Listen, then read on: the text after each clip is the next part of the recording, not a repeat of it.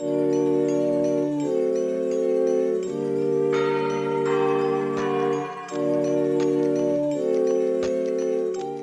my lovelies, and welcome to today's video where I talk about all the books that I read in December, some goals that I have for 2025 in regards to my reading, and a little sort of TBR for January, at least January, February I would say. So before we get into it, I hope you had a fantastic festive season and you celebrated in the best way that you wanted to celebrate, and wishing everybody nothing but the best for the new year. So let's get straight into it, starting with the books that I read during December. So I read 7 books in total. All of them are either books that I've returned to the library, or they were audiobooks or digital books. And out of my actual TBR for December, although my TBR was 7 books long, I only read 3 of those. So I still read 7 books, but not all of those were books that I had intentionally planned to pick up. So starting with the first book, The Diary of Anne Frank. This is the graphic novel adaptation. I thought it was actually a really good way for me to properly get into this young girl's life during the Nazi occupation era and the awful atrocities of the Holocaust. So I hadn't read her memoir, The Diary of a Young Girl, before, but of course it's a period of time that you get taught during school. So I was familiar with her story, maybe not to the degree that you would be having read her book, but definitely was taught aspects, particularly we was learning world wars. But I thought I need to just sit down and read some sort of format about her story. And I thought, even though I've not read the original source, I felt the adaptation was well done. I felt like I could get just a tiny inkling of an idea of what life must have been like in the annex, that fear, that hope for a better future. And yeah, I don't know if I could say I enjoyed it, but I gave it a 4 out of 5 stars. Okay, next book is The Book of Night, which I read as a buddy read with Deborah from Hills of Books on Instagram. I realised earlier I said I had no physical books. I have one, but unfortunately it was one that neither of us truly enjoyed. We're following Charlie, who is trying to step away from her criminal background. She basically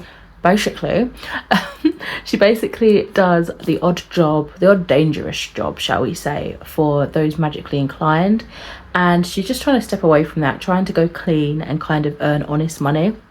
However, life pulls her back into it, and she finds herself being properly thrust into the world of dark magic, shadow manipulation, and a dark mystery, I guess you would say. It sort of blends between past happenings and the present. It's a fantasy. It's kind of like new adult fantasy, and the magic system is set during present day urban setting, I guess you'd call it, and they have just within the last 20 years or so come out to the masses that this is a thing that exists, but it does feel very seedy, very dark, and kind of like a gritty underbelly of the world.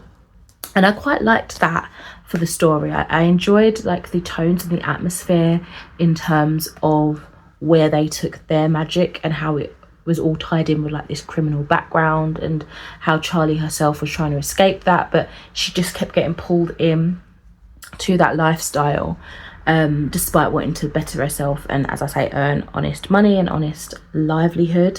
It just kind of fell flat to me, to be honest. I always felt like when I was putting the book down, there wasn't much desire to really pick it back up.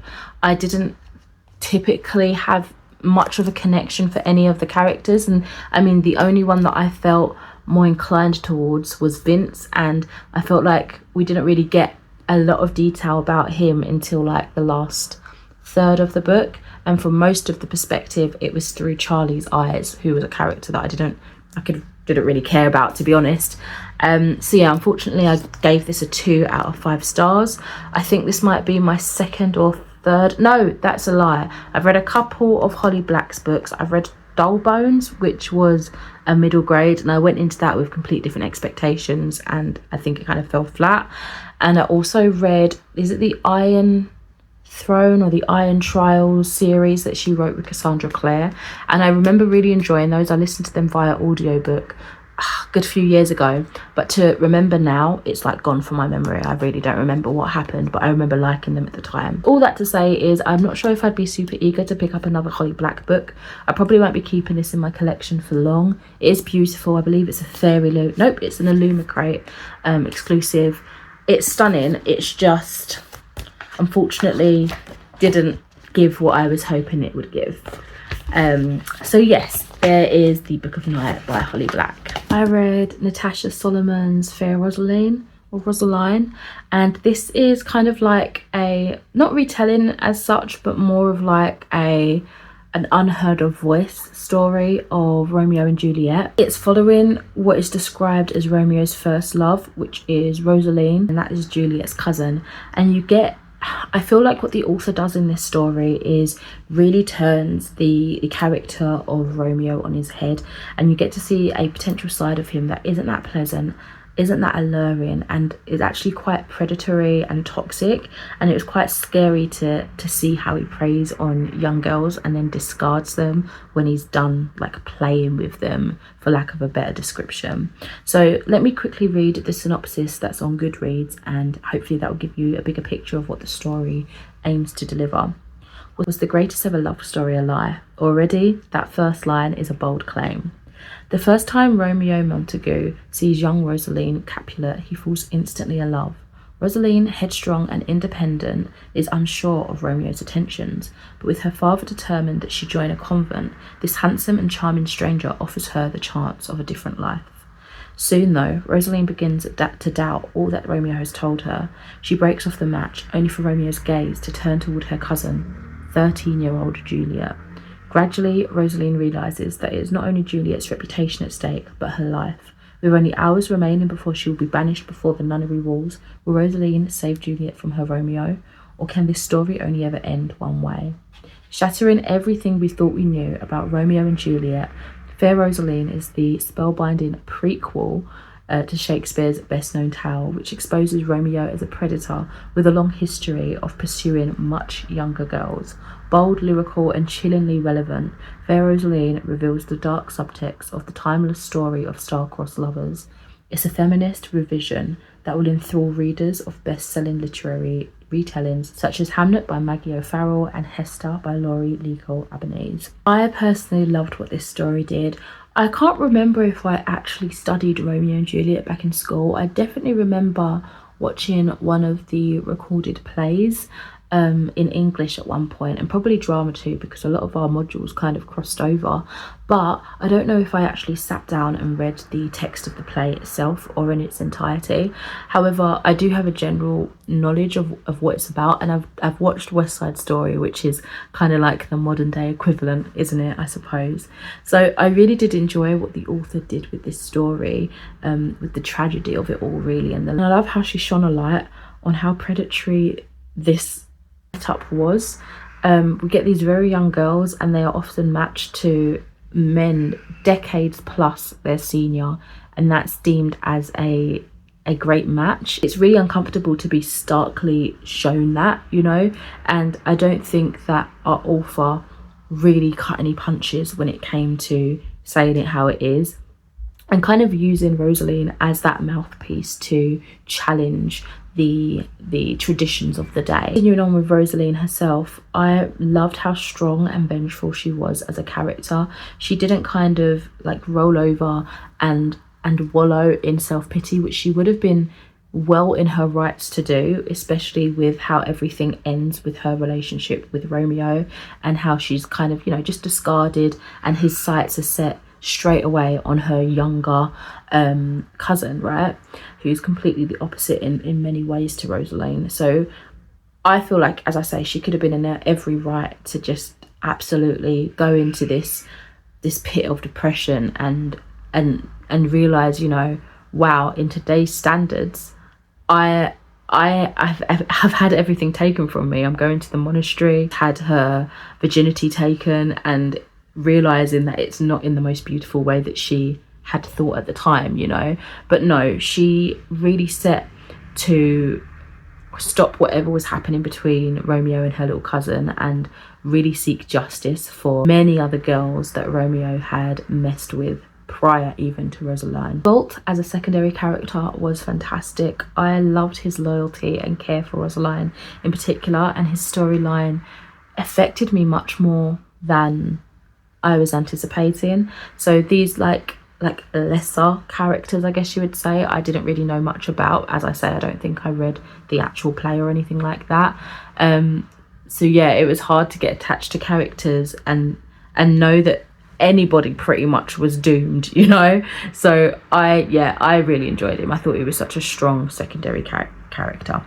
So at the end of the audiobook, at least, I'm assuming it's at the end of the physical book as well, a author interview, but the audiobook has the interviewer be the audio narrator. I had to think of that, and I thought it was such a well done interview, really interesting topics and conversations about the book itself, but like wider relation to thoughts of the day, the original piece, that sort of thing. Really enjoyed it. Next two books, unfortunately, are DNFs. I'm really going to whiz through them.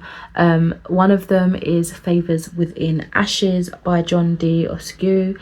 Unfortunately, I couldn't get along with this one. It just felt like it was taking such a long time for me to get into personally. It's kind of like a grimdark fantasy.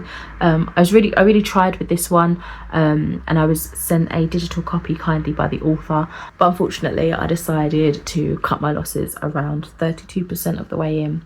Another one is a book that I had been reading for like 5 to 7 years and I was like, you know what, I'm not making any progress in this. I've read bigger books since then, but it's Folklore, Myths and Legends of Britain by Russell Ash. It's one of those Reader's Digest books. I'll definitely keep it in my collection, but it's a textbook, it's a reference book.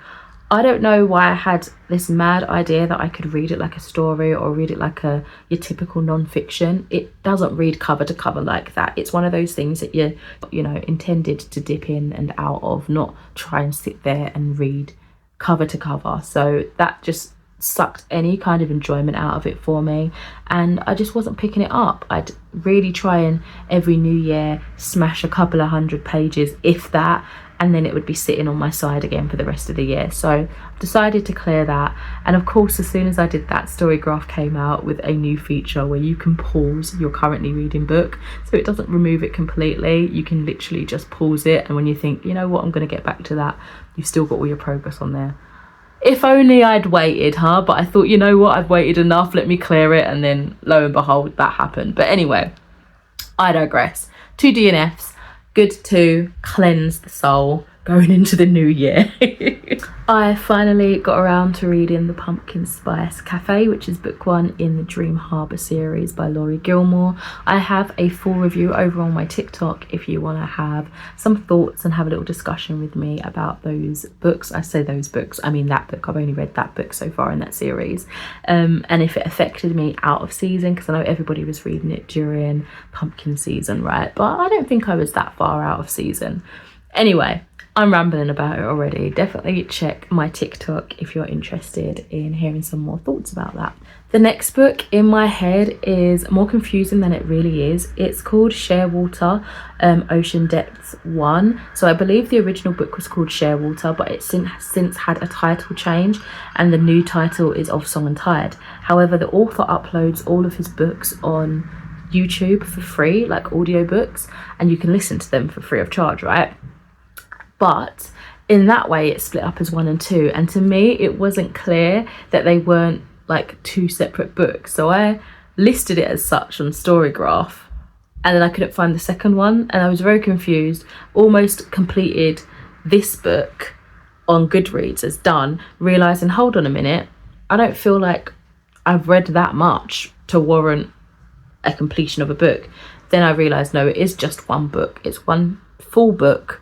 There's no sequel yet. It was just split in 2, and I read in the description after a like aha moment where I could check these things that it was just too big to upload as one file on YouTube. So a lot of confusion for me. You might see a couple different weird versions of my review on Storygraph and on Goodreads, because on Storygraph there is a part 1 and a part 2 that a user has added, probably thinking a similar line of thought as me, and on Goodreads it's just, you know, the true one book.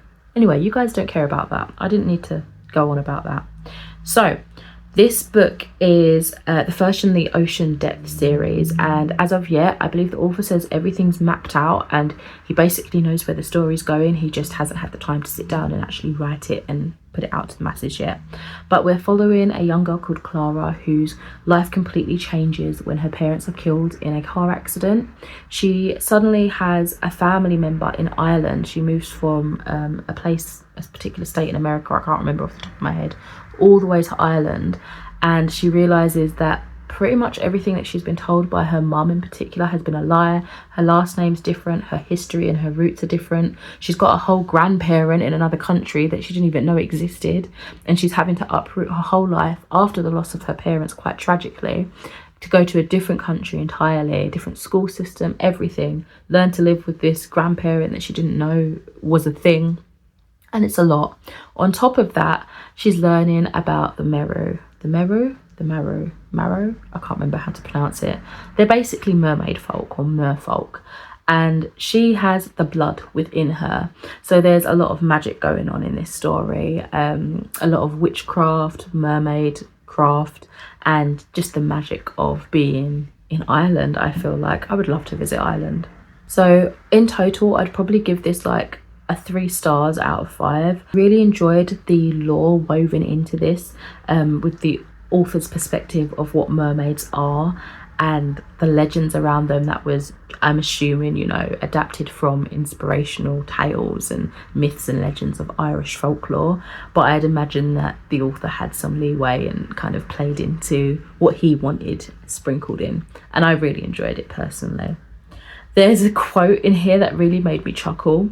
It says, "She was cute, except for her posture, which was hunched over her phone like a troll." I read that to my other half and he was like, "That's you with a book." And I was like, I didn't feel like being attacked today, but here we are. As for our main character, I liked her enough, but she wasn't like super strong without the supporting cast. I feel like I probably wouldn't have enjoyed her story much if we didn't have the likes of like Sebastian and Ethan, and also that as a little will they won't they love triangle thing made it more exciting as well. Clara as well kept saying really strange things. Again, I've got a couple of quotes, and she's supposed to be 15 at the beginning of this book, so I guess maybe this is what 15-year-olds think about, but it also seems very young, and it just seemed out there, right? So grief made people horny, right? And death is an aphrodisiac. Like, what is wrong with you? Prioritize, please. You're literally uplifting your whole life. You've just found out you may have magical powers and that your parents didn't tell you the whole truth, and your life is in danger, and suddenly you're going on about how your grief and the death of your parents is making you horny. How is that a connection? I'd never heard that in my life, and it threw me for a loop a little bit. Hard not to distinguish these as 2 separate things because of the way I listened to it, but I will say that the second half of the story was so much stronger. I feel like the story, the plotline, the characters, everything just developed far better. I got a better feel and understanding for everything, especially with like the secret organizations and the politics that play with it all. I really got invested in that second half. I would probably pick up the sequel if the author was to release it on YouTube, but you know, I'm not in a major rush, so I can wait until he decides to put the book together. Okay, and the last book was a short horror story by Darklit Press. Unfortunately, I didn't love it as much as I was hoping. I gave this one a 2.5 out of 5 stars, and it is called Come and Take My Hand by Brennan LaFaro. This is about a girl that scratches at the window of a young boy called George Holcomb every night, disturbing him from sleep. She's wrapped in a midnight black shawl and she's got skin paler than death. But is she more frightening than the horrors that exist within his home? This was a free-to-read book through Darklit Press. I think every now and then they share some horror indie books. I mean, that's kind of like their premise to do. Does anybody know? I know that Caitlin Marceau recently took over the organisation and the running of Darklit Press. I've now got newsletters coming to my email called Everything is Scary All of the Time. Is that what they've renamed it? I think so, right? So yeah, if you know for certain, do let me know. I could probably find this out, but engagement, I like talking to people, right? So this story actually reminded me of what an alternative parallel universe could be for the Spook series by Joseph Delaney, with the main characters Tom and Alice. I could really envision them in the main characters in this story's kind of life. But it was far darker and grittier than any Spooks book I've ever read. There's a lot of domestic violence towards the child and the mother, and I thought that was so heartbreaking to read, especially because you're reading from the perspective of the son. I think he's only like 11 or 12 or something like that. And I also really enjoyed that isolated small town horror where it was just like 3 or 4 characters on a farm. There wasn't much surrounding the area, and it felt like hope and help was impossible to achieve, right? So that's something that would probably draw me into this sort of story again. But in terms of this specific story in this world, and there was an extract for the first chapter in a book following the same world, and I just kind of skipped over that because I wasn't particularly interested in these characters and this book per se, in a longer format, even though that was only a novella, I believe. But with the themes that we had in the atmosphere building, I would probably pick up something like this, be more to my tastes, hopefully. Okay, so that pretty much wraps up my reading for December. In terms of progress and stats and everything for the whole year of 2024, one of my main internalized goals, at least, was to add more horror to my diet, and I definitely did that, I feel. But other than that, I can't remember really if I had much extra things that I vocally spoke about, at least. I probably should have done some research back in like this time last year to see if I did actually say anything, but I don't remember. Nothing comes to mind, and I don't remember actively like working on a little goal list. However, I did have just a general Goodreads goal of 50 books. I didn't really want to put pressure on myself, and I think I managed to read about 141 books, which is crazy. But honestly, that is mainly to do with audiobooks on like double plus speed, and like short books, novellas, short stories, that sort of thing. So it sounds impressive a number, but really in like page count it's probably not. So for the goals for 2025, I do have a couple, and I think I have about 4-ish. I wanted to have 5 for 2025. I'm not sure if I've quite met that. Do I? Or did I just not write it down? Bear with, let me check again. Yep, I do have 5 for 25. I just didn't write the last one down. Probably because subconsciously I don't want to do it, and it is an important one. So let's get into it. My first thing is I would like to read more Stephen King. I've barely touched the surface with his books.